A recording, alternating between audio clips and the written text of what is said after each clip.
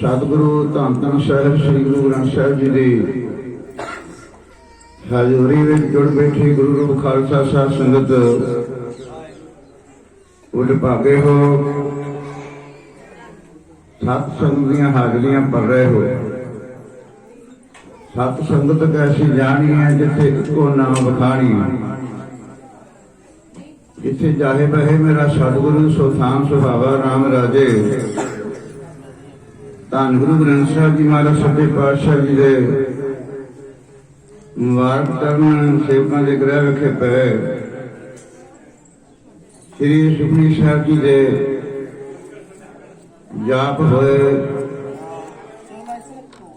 और धन गुरु ग्रंथ साहिब जी की हजूरी विच जथे नूं इस महान खुशियां भरे समय दे गुर इतिहास कहण दा समा सुभाग प्राप्त होया। वडभागे हाँ जो इस नगर विच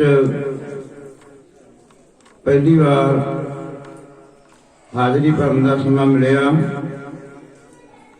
सो सत्कार जो कि सतगुरु ने इस परिवार में बहुत ही खुशियां भरिया समा बख्शिश किया। लख खुशियां पातशाहियां जे सतगुरु नजर करे निमक एक हर नाम दे मेरा मन तन शीतल होए। उतनी गंढ पवे संसार दे मावा का अनुसार सतगुरु ने कृपा की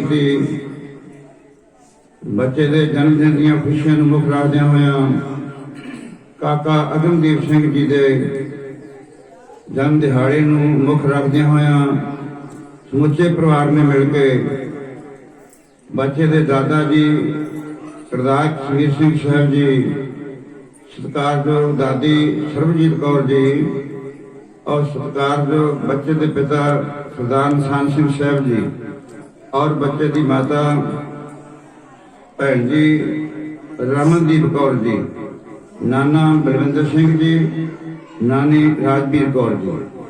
इस समुचे परिवार ने मिलकर के ना महान खुशियां मुख रखदियां होया सतगुरु का वोट आसरा लैंदियां होया पंजाबी बाणी दे भोग पाए जपा जप होए और इस महान खुशियां भरे समय से कलीसर जथे नूं गुरमुख सिंह आजाद सके भरावां दे जथे नूं बुला करके साध संगत जी मौका बख्शिया है।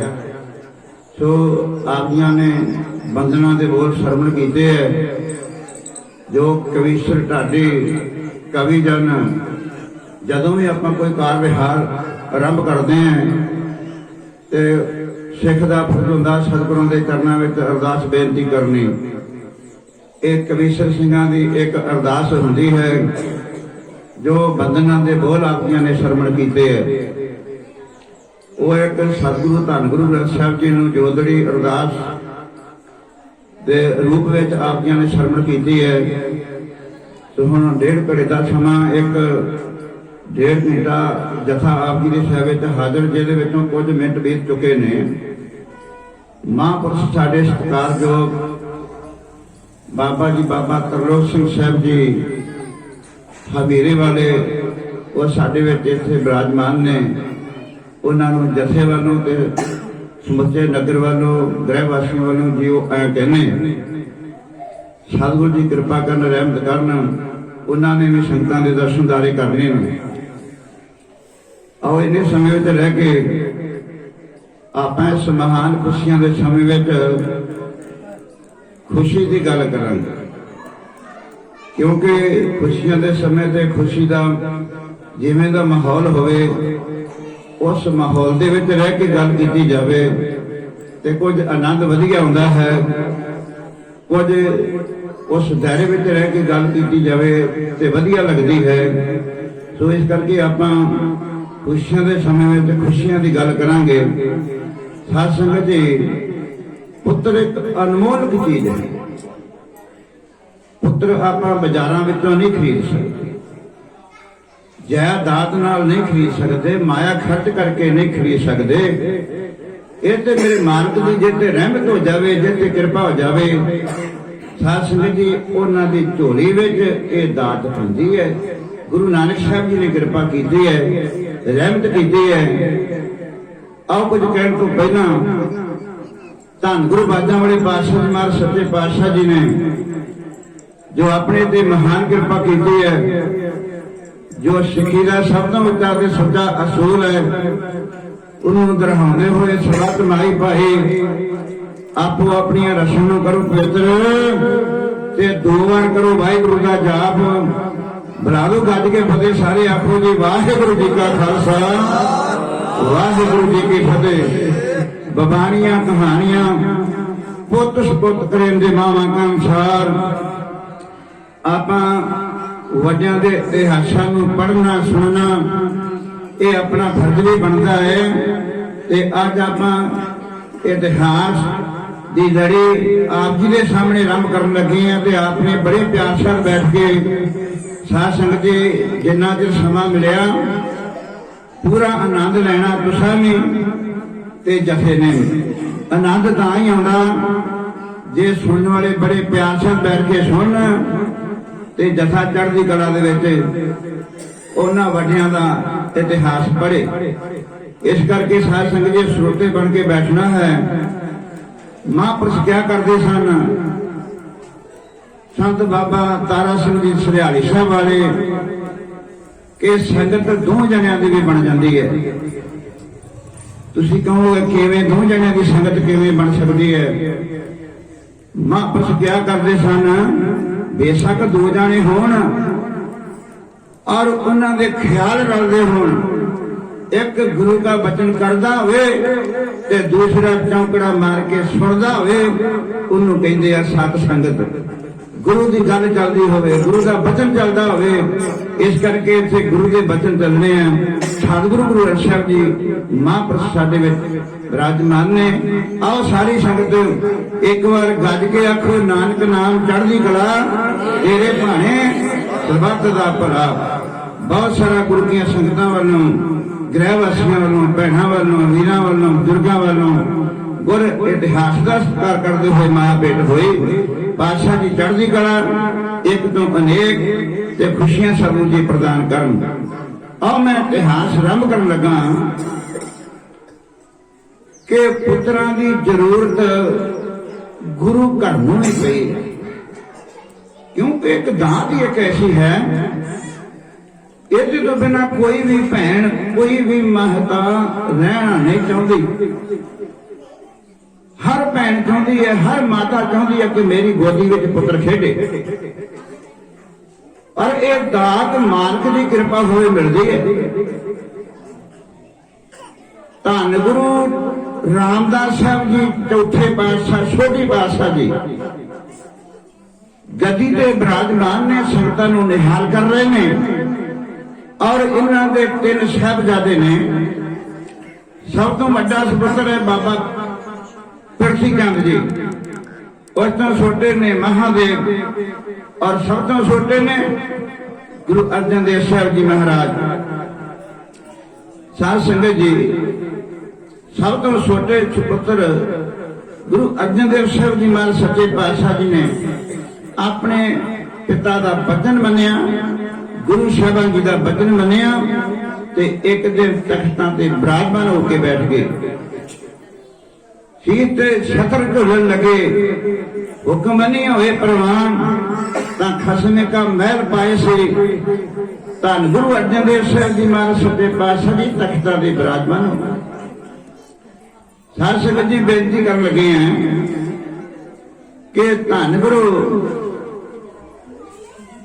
अर्जन देव साहब जी महाराज सच्चे पातशाह जी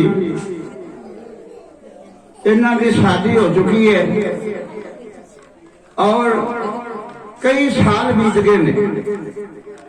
सतगुरां ने कृपा नहीं की, घर विच अजे बाल नहीं खेडदा और इन्हां दा वड्डा भरा बाबा पिरसी चंद जी, इन्हां दे घर एक सुपुत्र होया जिहदा नाम है मेहरबान। और साध संगत जी एक दिन गुरु की संगतां गुरु रामदास साहब जी की नगरी में हाजिर हुई। और कीमती दसाले लेके हाजिर होइयां। ਉਹ ਜਿਹੜੇ ਕੀਮਤੀ ਦਸਾਲੇ ਸਨ ਉਹ ਕੁਝ ਵਾਰਸ ਹੋਣ ਕਰਕੇ ਸਿੱਲੇ ਸਨ, ਗਿੱਲੇ ਸਨ, ਭਿੱਜੇ ਹੋਏ ਸਨ। ਔਰ ਜਦੋਂ ਮਾਤਾ ਗੰਗਾ ਜੀ ਦੇ ਕੋਲ ਉਹ ਦਸਾਲੇ ਮਹਿਲਾਂ ਵਿੱਚ ਪੁੱਜੇ, ਉਹਨਾਂ ਨੂੰ ਧੁੱਪ ਲਗਾਉਣ ਵਾਸਤੇ ਜਗਤ ਮਾਤਾ ਗੰਗਾ ਜੀ ਉਹ ਮਹਿਲਾਂ ਤੇ ਸੁੱਕਣੇ ਪਾ ਦਿੰਦੀ ਹੈ। ਔਰ ਇਹ ਜਿਹੜੇ ਕੀਮਤੀ ਦਸਾਲੇ ਨੇ ਇਹਨਾਂ ਤੇ ਨਜ਼ਰ ਪਈ ਆ ਗੰਗਾ ਦੀ ਜਠਾਣੀ ਕਰਮੋਂ ਦੀ। ਇਹਨੇ ਜਦੋਂ ਕੀਮਤੀ ਦਸਾਲੇ ਵੇਖੇ, ਇਹਦੇ ਮਨ ਵਿੱਚ ਇਹ ਵਿਚਾਰ ਆਈ ਕਿ ਜੇ ਕਿਤੇ ਮੇਰੇ ਪਤੀ ਨੇ ਆਪਣੇ ਪਿਤਾ ਦੀ ਸੇਵਾ ਕੀਤੀ ਹੁੰਦੀ ਤੇ ਗੱਦੀ ਦੇ ਗੁਰੂ ਬਣ ਕੇ ਬੈਠਦੇ, ਆਹ ਦਸਾਲੇ ਅੱਜ ਜਿਹੜੇ ਇਹ ਮੇਰੇ ਘਰ ਵਿੱਚ ਆਉਣੇ ਸੀ, ਇਹਨਾਂ ਦੇ ਮਾਲਕ ਮੈਂ ਬਣਨਾ ਸੀ। ਪਰ ਮੇਰੇ ਪਤੀ ਨੇ ਸੇਵਾ ਨਹੀਂ ਕੀਤੀ ਆਪਣੇ ਪਿਤਾ ਦੀ, ਤਾਈਓਂ ਗੱਦੀ ਤੋਂ ਵਾਂਝੇ ਰਹਿ ਗਏ। ਇਹਦੇ ਮਨ ਵਿੱਚ ਗੱਲ ਚੱਲਦੀ ਹੈ। ਬਾਬਾ ਪ੍ਰਿਥੀ ਚੰਦ ਜੀ ਘਰ ਆਏ ਤੇ ਆਪਣੀ ਘਰਵਾਲੀ ਨੂੰ ਬੜਾ ਨਿਰਾਸ਼ ਵੇਖਦੇ ਆ। ਜਦੋਂ ਨਿਰਾਸ਼ ਵੇਖਿਆ ਤੇ ਕਾਰਨ ਪੁੱਛਿਆ ਨਿਰਾਸ਼ਤਾ ਦਾ ਕਿ ਕਰਮੋਂ ਅੱਜ ਬਹੁਤ ਤੇਰੇ ਤੇ ਖੁਸ਼ੀ ਨਹੀਂ, ਕੀ ਗੱਲ ਹੈ? ਕਰਮੋਂ ਨੇ ਆਖਿਆ, ਪਤੀ ਦੇਵ, ਅੱਜ ਮੈਂ ਜਿਹੜੀਆਂ ਆਪਣੀਆਂ ਅੱਖਾਂ ਦੇ ਨਾਲ ਗੰਗਾ ਦੇ ਮਹੱਲਾਂ ਦੇ ਉਹ ਕੀਮਤੀ ਦਸਾਲੇ ਤੱਕੇ, ਜੇ ਕਿਤੇ ਤੁਸੀਂ ਪਿਤਾ ਦੀ ਸੇਵਾ ਕੀਤੀ ਹੁੰਦੀ, ਗੋਤਾ ਗੱਦੀ ਦੇ ਮਾਲਕ ਤੁਸੀਂ ਬਣਦੇ ਔਰ ਇਹ ਦਸਾਲੇ ਅੱਜ ਮੇਰੇ ਪਾਸ ਹੋਣੇ ਸੀ। ਸਾਧ ਸੰਗਤ ਜੀ, ਜਦੋਂ ਪ੍ਰਿਥੀ ਚੰਦ ਨੇ ਆਪਣੀ ਘਰਵਾਲੀ ਦੇ ਇਹ ਬਚਨ ਸੁਣੇ ਤੇ ਘਰਵਾਲੀ ਨੂੰ ਕੁਝ ਧੀਰਜ ਦਿੰਦਾ। ਪਤਾ ਕੀ ਕਹਿੰਦਾ? ਕਹਿੰਦਾ, ਕਰਮੋਂ ਤੂੰ ਘਾਬਰ ਨਾ ਕਿਸੇ ਗੱਲੋਂ। ਬੜੇ ਸਾਲ ਹੋ ਗਏ ਨੇ ਗੁਰੂ ਅਰਜਨ ਦੇਵ ਸਾਹਿਬ ਜੀ ਦੀ ਸ਼ਾਦੀ ਹੋਈ ਨੂੰ, ਅਜੇ ਤੱਕ ਉਹਨਾਂ ਦੇ ਘਰ ਕੋਈ ਸੰਤਾਨ ਪੈਦਾ ਨਹੀਂ ਹੋਈ ਤੇ ਨਾ ਹੋਣੀ ਆ, ਹੋਣੀ ਵੀ ਨਹੀਂ ਤੇ ਹੋਈ ਵੀ ਨਹੀਂ। ਤੂੰ ਕਾਹਤੋਂ ਘਬਰਾਉਣੀ ਹੈ? ਜੋ ਕੁਝ ਵੀ ਕੀਮਤੀ ਦਸਾਲੇ, ਜੋ ਕੁਝ ਵੀ ਤੂੰ ਦੇਖਦੀ ਹੈ, ਇਹਦਾ ਮਾਲਕ ਤੇ ਇੱਕ ਦਿਨ ਤੇਰਾ ਪੁੱਤਰ ਮਿਹਰਬਾਨ ਹੀ ਬਣੂਗਾ ਨਾ। ਘਾਬਰ ਨਾ ਕਿਸੇ ਗੱਲੋਂ। ਧੀਰਜ ਦਿੱਤੀ ਆਪਣੀ ਘਰਵਾਲੀ ਨੂੰ।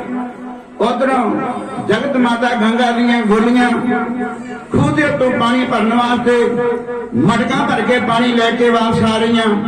ਉਹਨਾਂ ਨੇ ਜਦੋਂ ਇਹ ਆਪਸ ਵਿੱਚ ਗੱਲਾਂ ਕਰ ਰਹੇ ਨੇ, ਕੀ ਕਹਿੰਦੇ ਨੇ ਕਿ ਕਰਮੋਂ ਨੇ ਤੇ ਔਂਤਰੀ ਜਾਣਾ ਦੁਨੀਆ ਤੋਂ, ਉਹਨਾਂ ਘਰ ਵਿੱਚ ਕੋਈ ਲਾਦ ਨਹੀਂ ਹੋਣੀ। ਇਹ ਗੋਲੀ ਦੇ ਆਵਾਜ਼ ਕੰਨ ਵਿੱਚ ਪਈ। ਇਹਨੇ ਪੈਰ ਦੱਬ ਕੇ, ਇਹਨੇ ਖੜੀ ਹੋ ਕੇ ਇਹਨਾਂ ਦੀਆਂ ਗੱਲਾਂ ਸੁਣੀਆਂ।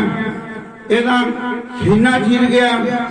ਇਹ ਅੱਖਾਂ ਵਿੱਚੋਂ ਹੰਝੂ ਵਹਾਉਂਦੀ ਹੋਈ ਜਗਤ ਮਾਤਾ ਗੰਗਾ ਦੇ ਕੋਲ ਪੁੱਜੀ ਹੈ। ਗੰਗਾ ਨੇ ਵੇਖਿਆ ਗੋਲੀ ਵੱਲ, ਕਹਿੰਦੀ, ਗੋਲੀ ਕੀ ਗੱਲ ਹੈ? ਅੱਖਾਂ ਵਿੱਚ ਹੰਝੂ ਕਿਉਂ?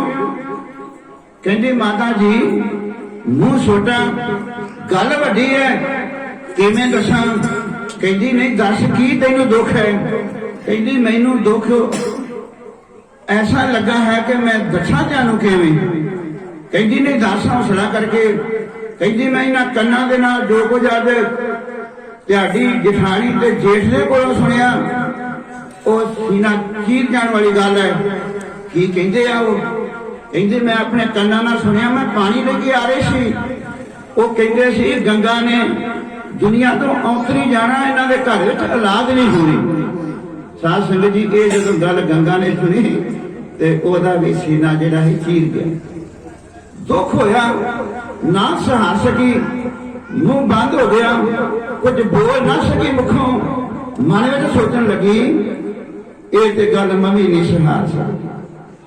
ਅੱਜ ਮੇਰੇ ਮਾਲਕ ਜਦੋਂ ਮਹੱਲਾ ਵਿੱਚ ਆਉਣਗੇ, ਮੈਂ ਹੱਥ ਜੋੜ ਕੇ ਬੇਨਤੀ ਕਰਾਂਗੀ ਕਿ हे ਮੇਰੇ ਸੁਆਮੀ, ਦੁਨੀਆ ਦੀਆਂ ਝੋਲੀਆਂ ਭਰਦੇ ਵੇ, ਅੱਜ ਦਾਸੀ ਤੇ ਵੀ ਕਿਰਪਾ ਕਰ ਦਿਓ, ਮੇਰੀ ਝੋਲੀ ਵਿੱਚ ਵੀ ਇੱਕ ਪੁੱਤਰ ਦੀ ਖੈਰ ਪਾ ਦਿਓ। ਆ ਮੈਂ ਬੇਨਤੀ ਜ਼ਰੂਰ ਉਹਨਾਂ ਦੇ ਚਰਨਾਂ ਵਿੱਚ ਕਰਾਂਗੀ। ਜਦੋਂ ਮੇਰੇ ਮਾਲਕ ਮਹੱਲਾ ਵਿੱਚ ਆਉਣਗੇ, ਸੇਵਾ ਕਰਾਂਗੀ ਤੇ ਆ ਬੇਨਤੀ ਵੀ ਕਰਾਂਗੀ। ਸਾਧ ਸੰਗਤ ਜੀ, ਮੇਰੇ ਸਤਿਗੁਰੂ ਧੰਨ ਗੁਰੂ ਅਰਜਨ ਦੇਵ ਸਾਹਿਬ ਜੀ ਜੀਵਨ ਦੀ ਸਮਾਪਤੀ ਤੋਂ ਉਪਰੰਤ ਆਪਣੇ ਮਹੱਲਾ ਵਿੱਚ ਮਹਿਲਾਂ ਵਿੱਚ ਪਹੁੰਚਦੇ ਨੇ। जगत माता गंगा जी ने किया पानी गर्म, एक बाल्टी में पानी पा के धन गुरु अर्जन देव साहब जी महाराज सच्चे पातशाह जी पलंगे पे बैठे ने और माता दी चरण धोने की सेवा करती है। नाले चरण धो रही है ते नाले अखां विचों टप टप के हंझू वग रहे ने। हंझू सतगुरां दे चरनां च डिगे। निगाह पाई गुरु साहब जी दी।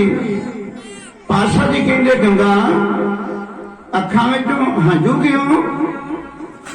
ये मेरे सतगुरु हंझूआं दा कारण बड़ा वड्डा है।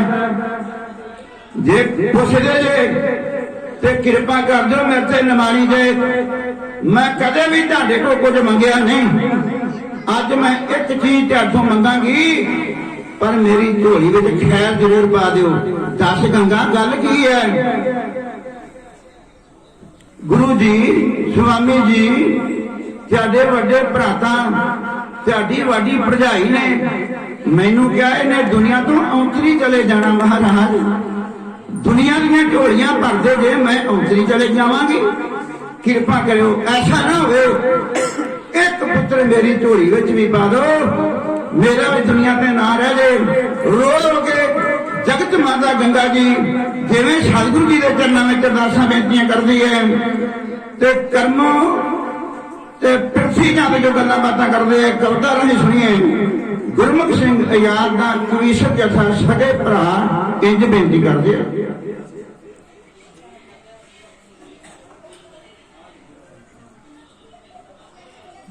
जरे जान दोशाले ना वेख के ते बोल पैड़े ते चंदर सुने दाता मेरे प्रीतमा कालजे छल वजे असी जाप दे जिवें निर्गुणे दाता।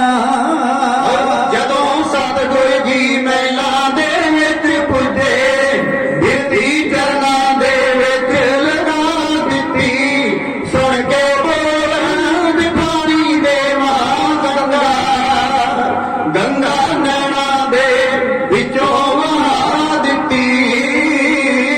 ओ जरे जान दोशाले ना वेख के ते बोल पैड़े ते चंदर सुने दाता मेरे प्रीतमा कालजे छल वजे असी जाप दे जिवें निर्गुणे दाता। जदों सतगुरु जी मैला दे विच पुजे बिरती चरना दे विच लगा दिती सुन के बोल पानी देवा गंगा गंगा नैना दे विचों वहा दिती।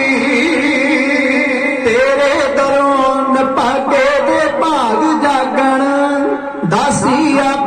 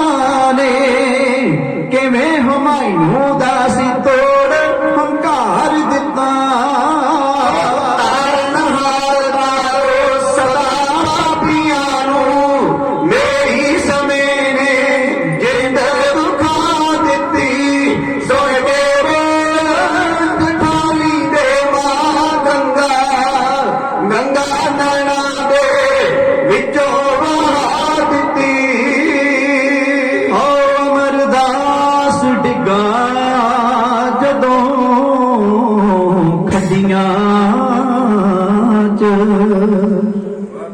ਤੇ ਉਹਨੇ ਗਾਗਰ ਨਾ ਮੋਢਿਓਂ ਲੈਣ ਦਿੱਤੀ ਉਹਨੇ ਗਾਗਰ ਨਾ ਮੋਢਿਓਂ ਲੈਣ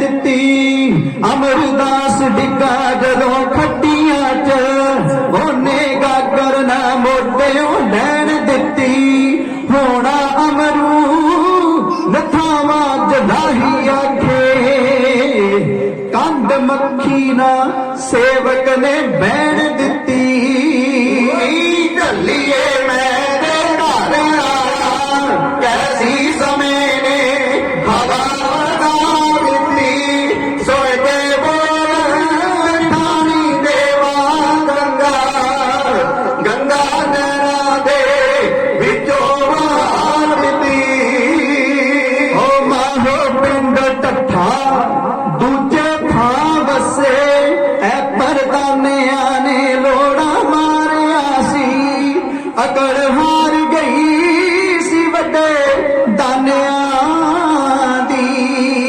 ਉੱਥੇ ਨਿਮਰਤਾ ਕੰਮ ਸਵਾਰਿਆ ਸੀ ਬੁਝੀ ਜੋਤ ਨਾ ਸੀ ਮਾਵਾਸੀਆਂ ਦੀ ਸੱਚੇ ਸਤਿਗੁਰਾਂ ਜੋਤ ਜਨਾ ਦਿੱਤੀ ਸੁਣ ਕੇ ਬੋਲ ਠਾਣੀ ਦੇਵਾ ਗੰਗਾ ਗੰਗਾ ਨੈਣਾ ਦੇ ਵਿੱਚੋਂ ਵਾਰ ਦਿੱਤੀ ਓ ਦੁੱਧ ਪੁੱਤ ਤੇ ਦੌਲਤਾਂ ਵੰਡਣ ਵਾਲੇ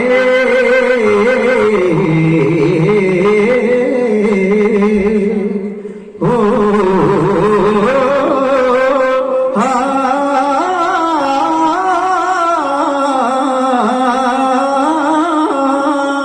ਦੁੱਧ ਪੁੱਤ ਤੇ ਦੌਲਤਾਂ ਵੰਡਣ ਵਾਲੇ ਕਿਤੇ ਮੈਨੂੰ ਪਖਾਰਨ ਨੂੰ ਤਾਰ ਦੇਵੋ ਮੇਰੇ ਸ਼ਹਿਨਸ਼ਾਹ ਗੁਰਮੁਖ ਚਾਲ ਵਰਗਾ